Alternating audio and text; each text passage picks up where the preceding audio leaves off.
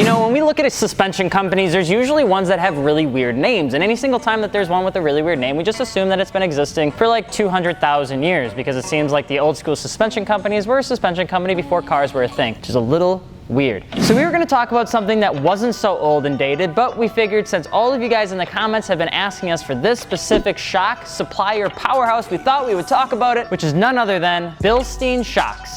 Or Bilstein, or Bilstein, depending on how you want to pronounce it. There's like 6 German people that watch our videos that are going to correct us in the comments, so go right down there, type it in, good luck, let's get into it. Bilstein was founded in Altvorde in 1873 by a man named August, you guessed it, Billstein. Back in the day, there weren't really a whole lot of cars running around in Germany in 1873, so instead the company started off by making metal window finishings and furnishings and gaskets and stuff. They made stuff for windows, but in short, they really just were a company that was trying to get involved in anything that could really make them money. The difference was that August had a way with just getting involved with everything possible. But besides just getting involved in everything, August would acquire and manage as many patents as he possibly could, considering it was in the late 1800s. Now, it wasn't called Bilstein back in the day because for window and metal fittings and things like that, Bilstein was just not one you wanted to use. So instead, he decided to shorten up his name and he called it August, which is short for obviously his name. It didn't take long for him to realize that really metal window fittings weren't like a good way to make $1 million, so instead he decided to change with the market. The company was doing so well that besides all the patents they were accumulating, August Billstein just continued to acquire as much resources as possible. They got so much involved that they ended up purchasing an iron mill factory so that they could have the metal needed to make really whatever the hell that they wanted because they just had the money to do so. In fact, it's considered that August's foundation of the Bilstein company was pretty much because of the amount of things he required almost 150 years ago on today's date to pretty much establish the company to do whatever they wanted. It wasn't until Hans came back from America, which if you didn't know is August's son, to decide that he also wanted to get involved in the Bilstein company name. The one thing that was happening in America that wasn't happening in Germany though, was there was a lot of nickel and chrome plating going on that was going to take over the market by storm. And Bilstein, Bilstein, Bill whatever, Bill Cosby,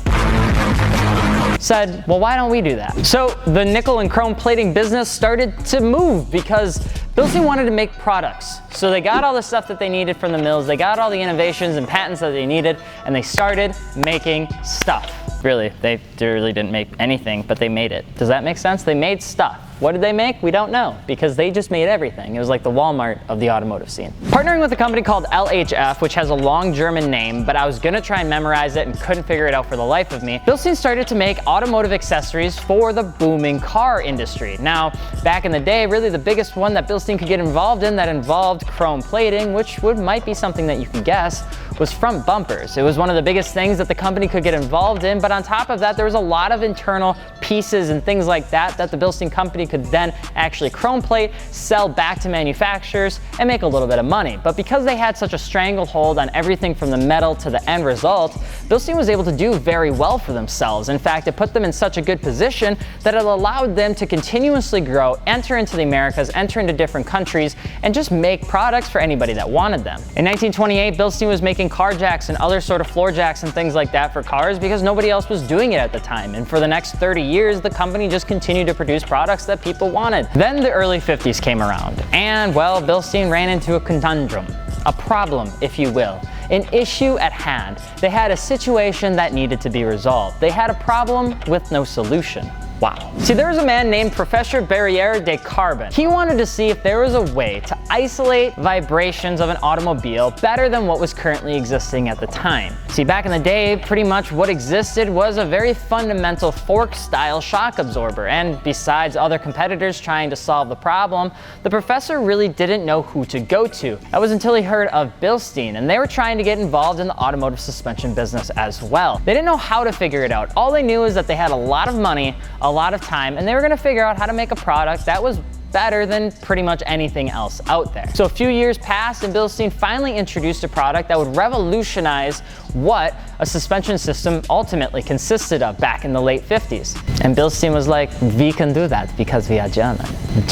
Do Germans do this, or is this Italians? These guys spent an enormous amount of time on producing this product until they came up with the first gas-pressured monotube shock absorber, which was absolutely revolutionary at the time. It was so good that they were and with partnering with Mercedes-Benz, convinced people that this was the future and it was the best way to go.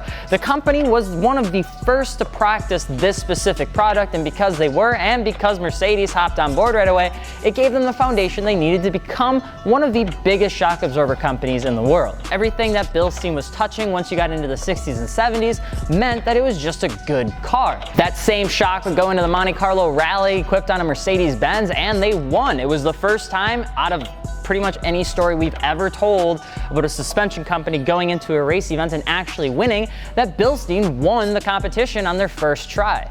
Shortly after that, everything associated with Mercedes-Benz, AMG, and S-classes, and anything that Bilstein could get involved in, they were doing really well. And from there, the Bilstein name never left motorsport. You had names like Dale Earnhardt, Ivan Stewart, Klaus Ludwig, Sterling Marlin, and nobody else, because I couldn't remember any of the names. They were doing so well that Bilstein just became the name that was synonymous with the suspension that you put on the racetrack. And if there were any more reason to brag about your company, they were first, second, and third place at the Nürburgring 24-hour ring for placing with Bilstein shocks. In fact, all AMG Mercedes are equipped with the Bilstein shocks if necessary for the vehicle, and over half of the vehicles that participate in the DTM motorsport are equipped with some form of Bilstein product. By the late 1980s, they partnered with ThyssenKrupp Technologies until they were wholly invested by 2005. That's a really fancy way of saying that they got acquired by another company until they are ultimately purchased out, but they're still allowed to do what they do because they do it really well. Bilstein's success came from just an era of continuous growth and essentially having a really good foundation from a company and a man and his son that really wanted the company to thrive. And Bilstein, even though I'm likely pronouncing it incorrectly, is a company that most people are associated with. It's a brand that a lot of people know and a lot of people love. Same time, it's one of those companies that will likely see well past my very short life and probably will be here until like ever. So if you're interested in Bilstein products, check out fitmentindustries.com. We have our programmers, aka nerds, in the background that they're going to plug into the website so we can actually get you guys the products that you need.